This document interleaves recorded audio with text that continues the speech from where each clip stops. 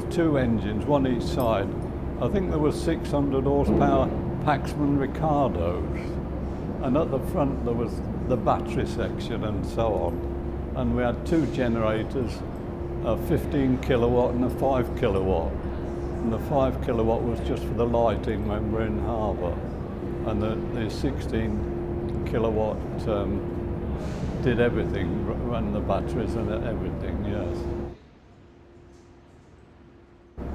It was quite good actually. There was only 11, I think there was 12 altogether, 2 officers and 10 men. And it was really friendly, you know, you were with everybody was in the same boat, and it was very good actually, you know, real companionship. I think we did 11 trips, taking Sherman tanks for the first 2 or 3 times where we landed on the beach, and then we took machine gun on the backs of jeeps, a machine gun nest and a cannon nest on the back of the jeeps. And then afterwards we took bulldozers, very large bulldozers across, so they could slope the beach each time, they could clear the beach up and so on. We landed at Utah on D-Day, then a couple more beaches. I'm not sure we went into Omaha or near to Omaha. And then after the beaches were cleared, when the Americans took Cherbourg, we landed in Cherbourg on the hard, and they just drove off the hard. And then when the British took Le Havre, we went through to Southampton and to Le Havre then.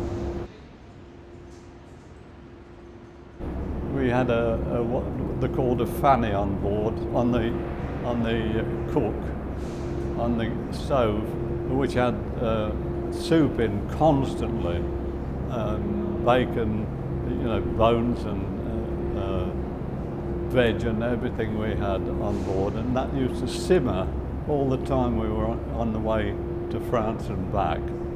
And at night time you'd come out with a couple of mugs of this soup and take them up on deck onto the wheelhouse and so on.